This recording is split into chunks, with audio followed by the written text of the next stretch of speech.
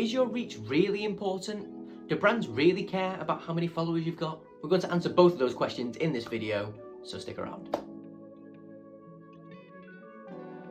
What's going on, guys? My name's James, otherwise known as JFeets, and at long last, welcome to my channel.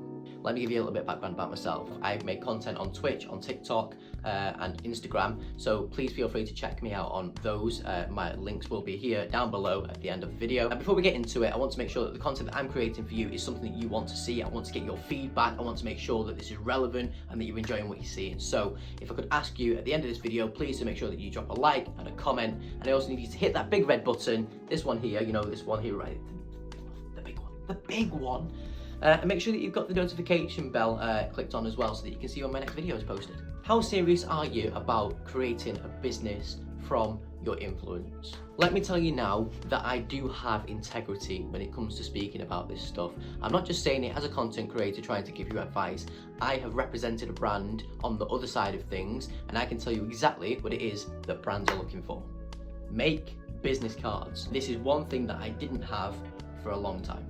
You may not need to use these if you're linking up with a brand digitally. However, if you go to an event and you want to maybe speak to that brand and make sure that they remember you, you want to make sure that they've got something to hand that they can refer back to after the event to contact you and make sure that you're the right fit. They can check you out, they can do some background checks and make sure that you're the right fit for their brand. It's really important that you have business cards. I now have a business card. You can see, look, has, you know, my main handles for each of my accounts. So it's got their JFeets, content creator, Twitch, TikTok, Twitter, my email address and my contact number so that everybody can reach me at the drop of a hat. Not only that, they're great for networking with other content creators as well. Make sure you have a business email set up. That's really important. And you want to keep that as simple as possible with your business email as well. You want to make sure it's really clean, as short as it can be, and it's on brand. For my own, for example, my business email is jfeets@thisemailaddress.com. The last thing that a brand wants to see is you using an email address that you made back in 2002 that says, I love sausages at hotmail.com. It has to look slick, it has to look professional. Now, I've been on the marketing side of things and make sure, you know, that we're doing all the things that we can to reach out to content creators and what we do to onboard them. Now, there's certain things that obviously we look for as a brand, and you'll be surprised to know that followers is not one of them. I have very recently built up an affiliate program over the last 12 to 18 months. I shan't be naming names as to who that is. But you know, some of you are aware of that, and you know, are actually signed up to that specific deal. Spoke to a bunch of content creators about the program, the reward system, what we were looking to do as a brand. Would it fit with, you know, content creators and what they're about? You know, Twitch streamers, mixer streamers as they were at the time, people, you know, on YouTube, TikTok, Twitter, Facebook gaming, Instagram, look, you name it, we're trying it. So the upshot was, obviously, it was a big success. I'd spoken to a lot of people about it, they'd left details with me, and you know, we pursued it further. We built a whole team around it, systems in the background, a huge reward system with goodies and giveaways and things like that for successful content creators who, you know, we're delivering on what we'd like to see as a brand. Don't think that because you've not got viewers or a huge number of followers, that is a big issue. For a lot of brands, that's not the problem at all. Now, don't get me wrong, obviously reach is going to play some part of it. You know, the bigger the brand, obviously the more they want to get out there and the more people they want to speak to. And obviously if you have a bigger following, then that naturally means organically that it's going to reach more people. But that isn't the be all and end all of it. The one biggest thing that brands look for is engagement. I'm a content creator myself, so I know exactly how these brand deals are supposed to work. I have seen millions of affiliation deals out there where you get 10% off this if you use this code, and if somebody, you know, uses your code, then you'll get 15% commission or whatever it might be.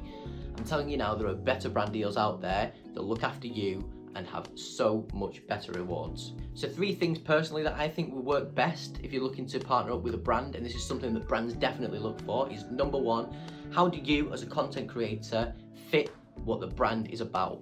You have to consider whether it's going to be a good fit for you. So you as a content creator, what is it that you offer in terms of your value? And second of all, what is it that the brand is looking for? Is this brand that, you know, you really want to work with, do they match your ambitions? Do they offer the things that you want as a content creator? Why is it you want to be with those brands? Now look, different brands have different objectives. So one brand might focus on, you know, the number of followers that you've got to expand the reach that they promote. Other brands want to make sure that they're highly engaging and that they're getting right in there with communities. So make sure you find the right brand for the right fit. Always promote something that you believe in. Only partner with brands that you feel that you can positively represent and speak from the heart about. The one thing that I wish all content creators knew is how disingenuous they look when they're selling something that they don't believe in. Over the course of the last couple of weeks, I've had a handful of brands get in touch with me via email and want me to represent their brand. I can tell you now that I have taken up none of those. Now don't get me wrong, it's not because I don't appreciate the offers, of course I do, but what they're asking me to promote doesn't fit with me as a brand. Do not, under any circumstances, sell yourself out for a few quid. Your audience and your followers will see right through you and they'll make sure that you're aware of the fact that they can tell you're selling. So my advice to you is make sure that any brand partnerships that you do fit you as a brand as well as them. Number 2, what's your engagement level like? Let me give you some examples. How do you interact with the camera one-on-one, like I'm doing right now? I'm talking directly to you, but really, I'm talking straight into my camera. So how good are you at doing that? That's really, really important because that's how you deliver your message. It's almost as if you're trying to look somebody in the eye and tell them something. That's the power of influence. If you're a Twitch streamer, how well do you react to your chat? How quick are you to respond? What's your energy like in your stream? Because if it's dead, you're not going to get anything. Nobody's going to respond to somebody who is, so engrossed in the game, barely interacting with the chat. They want to speak to people who they're going to get something back from. That's the whole point of Twitch. It's two-way TV. On Instagram, let's say you post a story and you put a question up saying, what do you want to see from my next video? You may get, 15, 20 replies, whatever it might be. How quick are you to put those onto your story and respond to those? I mean, look, we're on a huge platform right now, probably the biggest platform that there is when it comes to content creation. We're here on YouTube. So after you've posted a video and it's been up for, an hour, 2 hours, how often are you checking those comments? Not only that, how quick are you to respond to those comments? What's your schedule like? Have you got a routine? You need to be organized. My content changes depending on which platform I'm on. So for example, on my TikTok, I don't tend to do anything really gaming related. It tends to be just more entertainment value stuff, comedic value, just feel good stuff, silly stuff. That's what I use my TikTok for. On Instagram, I use that for short series, or if I'm doing maybe guest appearances, I'll do an IGTV video around that and we'll do a live and then build that into some content. I also do unveilings and reveals and unboxing on Instagram. On Twitch, I play games. I try to make it as cooperative as possible. I get friends to play alongside me. I interact with my chat a lot. And now here I am on YouTube, trying to provide some educational content, give you some insight, as a content creator, as somebody who's been in the game now for just over a year, what it means, to partner up with brands. Is it the right move for you? And, what can you benefit from doing that? And look, if you're struggling for inspiration, come and check me out. You can see me on Instagram, you can see me on Twitter, you can see me on TikTok. Everything's the same. It's always /JFeats. But like I said, I'll put the links to all of my platforms in the description below. Bless you, girlfriend. And that's pretty much it from me. Hopefully you liked the video, guys. See you next time.